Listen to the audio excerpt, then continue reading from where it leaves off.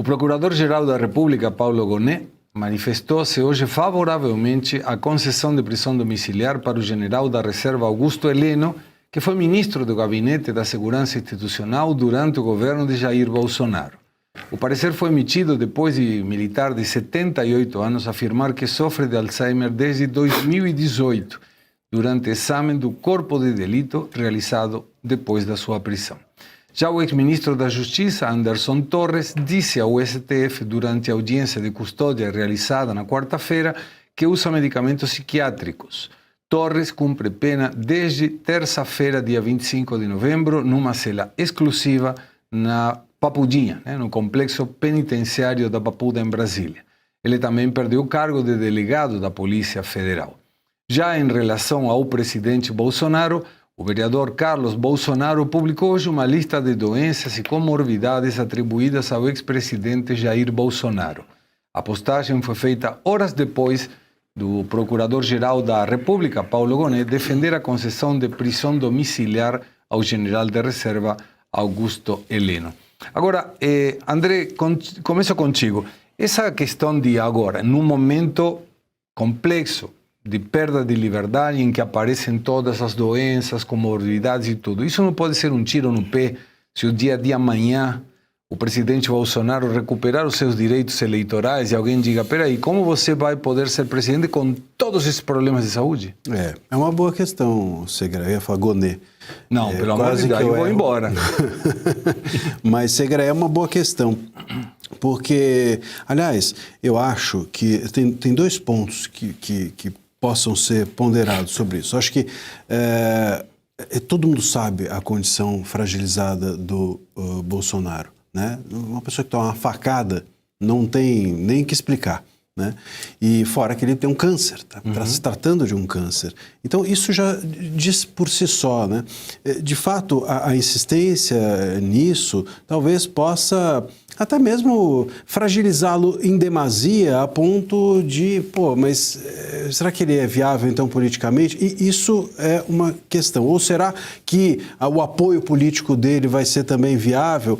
E uma outra questão que eu me faço é que há algum tempo atrás também o próprio Bolsonaro chegou a dizer em alguns momentos, ou disseram por ele, que ele não resistiria a uma prisão e etc. E isso é usado hoje como arma, né? Então, assim, quando você chega e fala assim, eu não vou resistir a uma prisão, bom, é claro que os teus adversários, e a gente precisa entender que o STF é um adversário hoje do Bolsonaro e do bolsonarismo, eles vão olhar e falar assim, bom, então é isso mesmo que a gente vai fazer, porque é aqui que a gente vai entrar. Então tem que tomar muito cuidado com o que é dito, porque isso vai ser usado contra eles. Agora, só para registrar, o Gonet, a parecer dele vale tanto quanto nada, né? Então, o Gonet ter dito ou não ter dito alguma coisa, ou o que ele acha sobre determinado assunto, sobretudo para alguém como Moraes, não tem nenhum valor. Então, falta ainda a decisão do Moraes sobre isso.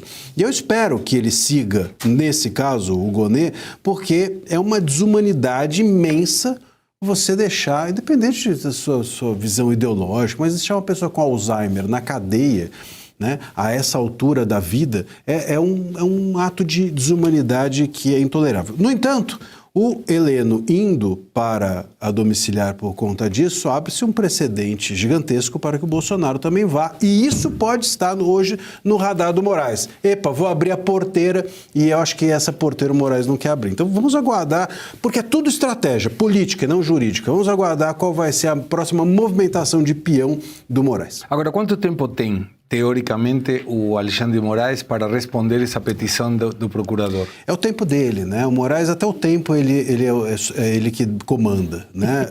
Então, os prazos para juízes é o que a gente chama no direito de prazos impróprios. Tem juízes que são impróprios também, sim, mas os prazos são impróprios, ou seja, existem prazos apenas administrativos, mas se eles não cumprirem, não acontece nada.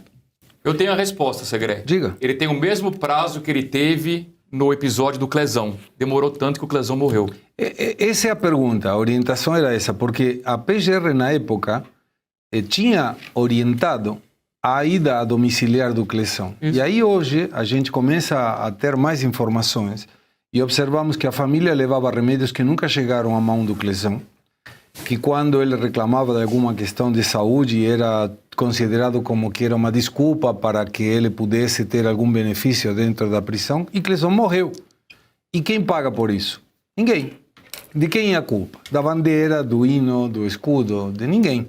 Então, tomara que nesse caso seja uma pauta humanitária interessante, até porque eu desconheço a composição familiar do ministro Alexandre de Moraes e dos outros ministros, mas todos nós temos ou tivemos um pai e uma mãe, e quando a gente observa uma pessoa de 78 anos que tem padecimentos como Alzheimer, nesse caso, estamos falando de uma necessidade de ter um pouquinho de alma, coisa que até agora o ministro não teve, mas tomara que consiga ter a partir de agora um pouco. E tem uma informação que eu espero não estar furando a pauta, imagina, que é o fato de que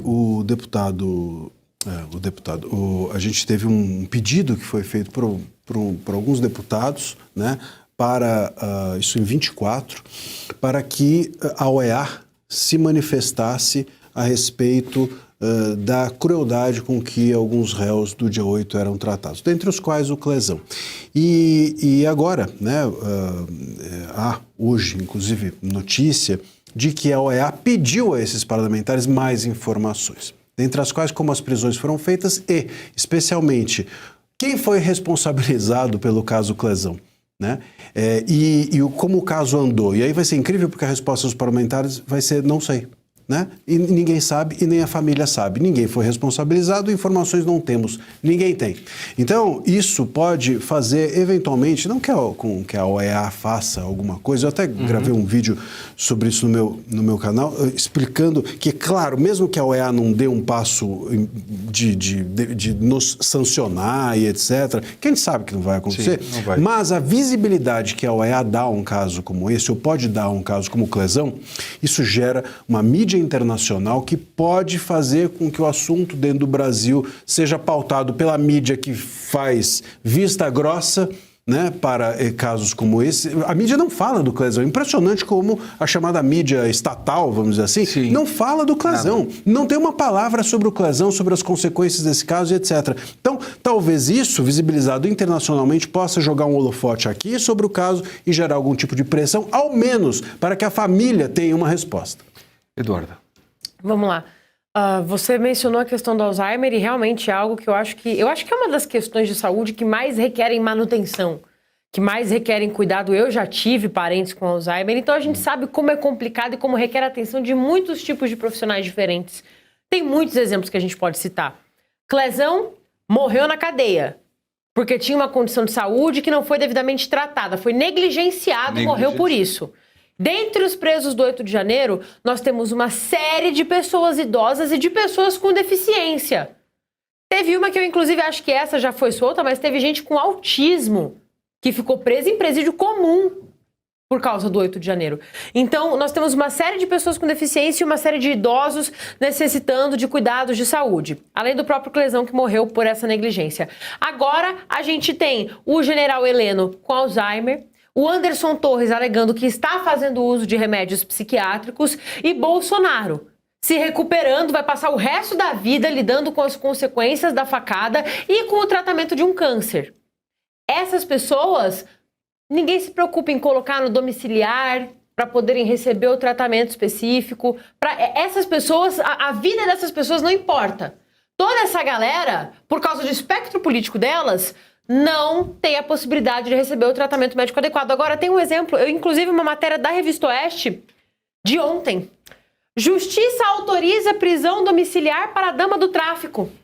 Luciane Barbosa, que passou 5 meses foragida, que é casada com um chefe de tráfico, acho que lá do Amazonas, conseguiu prisão domiciliar. Por quê? Porque ela está com problema de saúde? Não. Porque uma das filhas dela tem crises de ansiedade e ela precisa ir para casa por causa das filhas.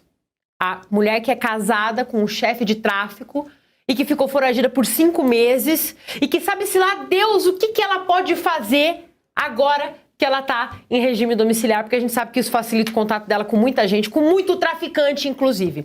Então, para a dama do tráfico, você tem prisão domiciliar, porque, tadinha, a filha dela é ansiosa, ela tem que voltar para casa para cuidar da filha dela.